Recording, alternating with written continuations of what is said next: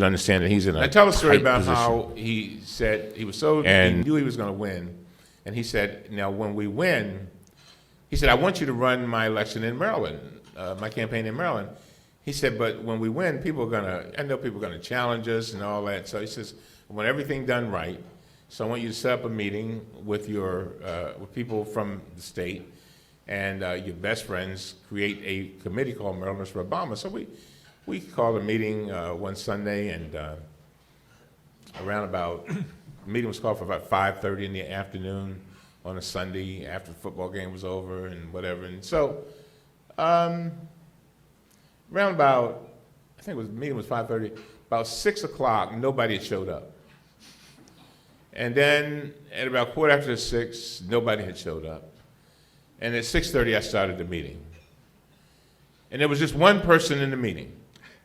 That was me. I had called and asked 50 people to show up, but nobody believed that it could happen. So nobody showed up. These were not people that did not want to believe, they just didn't believe. And they did not believe that anybody would be joining me. I mean, they figured, Elijah, he'll show up, but I'm not worried. I'm not worried, I'm not gonna go. And so I opened the meeting and I said, we are called here this evening to establish Marylanders for Obama. The candidate has asked us to elect a president, a vice president, secretary, and treasurer. I said, I nominate Elijah Cummings.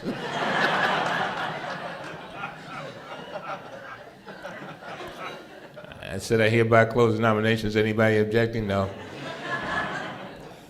I said, nominations have been closed. Mr. Cummings, you're now the chairman. Congratulations. I even clapped for myself. And then I went on. It got so good to me, I went on with my tape recorder and then elected myself vice president, treasurer, and secretary, and said this: when others join us, then we will fill these positions. There was an expectation that others would join us, and within a year, we had 10,000 volunteers. 10,000. And I'm not talking about volunteers who were the type that just get on the phone and make one phone call to and say, I volunteer. I'm talking about people who would go into other states, who would sleep on floors in other states, and who would give their time, their effort, and their treasure to make a difference in the world. And I've said to the president over and over again, Mr. President, ride the horse. Continue to ride the horse that brought you in. The horse that brought you in is one of hope. The one that brought you in is one where you said we would make this world a better world. The one that you wrote in is the one that said that we can do better. That we can do better as a nation, and we must do better. Continue to ride the horse. And so I've come to you to beg you. I'm not asking. To beg you to ride the horse that you've been riding. But it is not enough that you sit alone. There are too many people that want to join you. They just don't know how to join you. They're tired of they're tired of being afraid to go fishing with their kids because they don't know what kind of fish are going to come up on the line.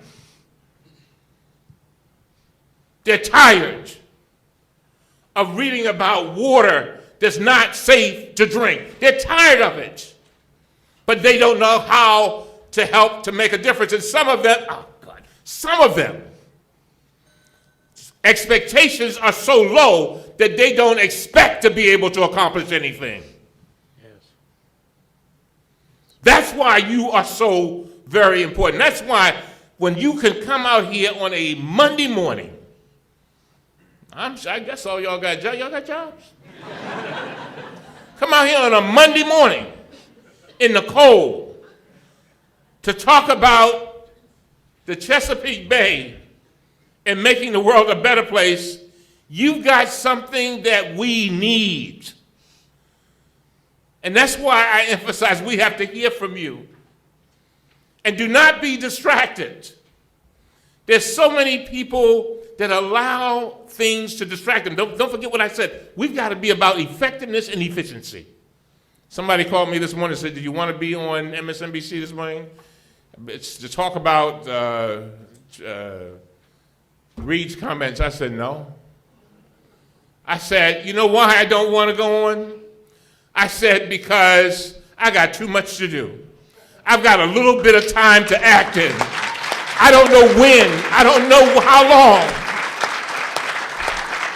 I said, I don't know how long I'm going to be on this earth. I do not know how long I'm going to be in this position. I have no idea whether the stars will come together, but I've got to get over to a hotel in Washington where people are gathered together because they want to make a difference.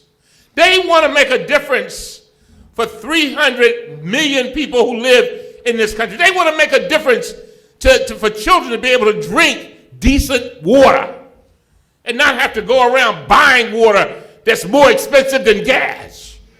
Yeah. And I said, we can do better than that. And so I said, you go on and do your discussions about Harry Reid. I'm going to talk to the people who are going out there to make a difference for every one of us. That's what it's all about.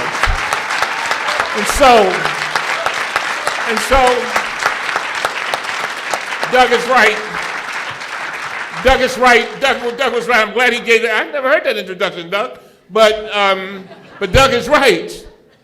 This is not a black thing. This is not a white thing.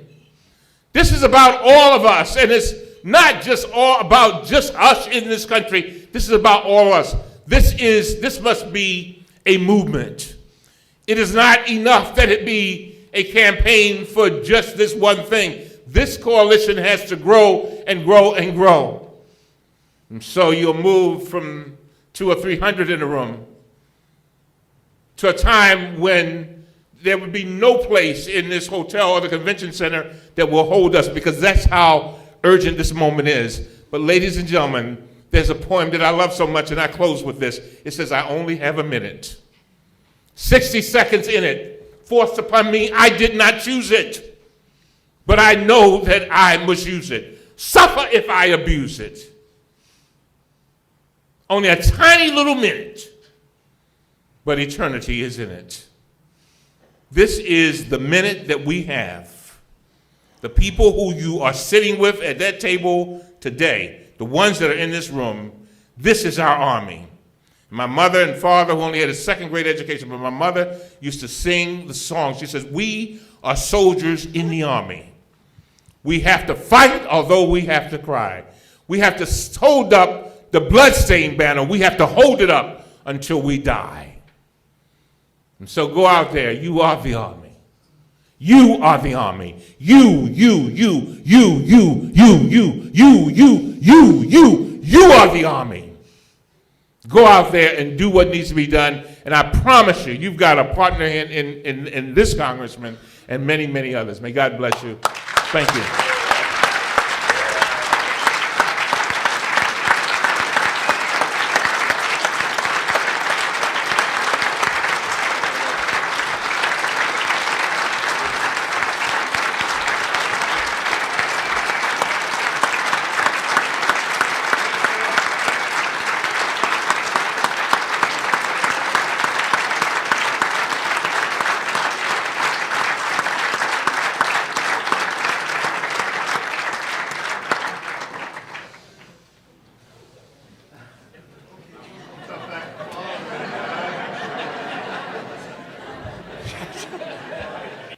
New approaches to nutrient control adopted by the states in the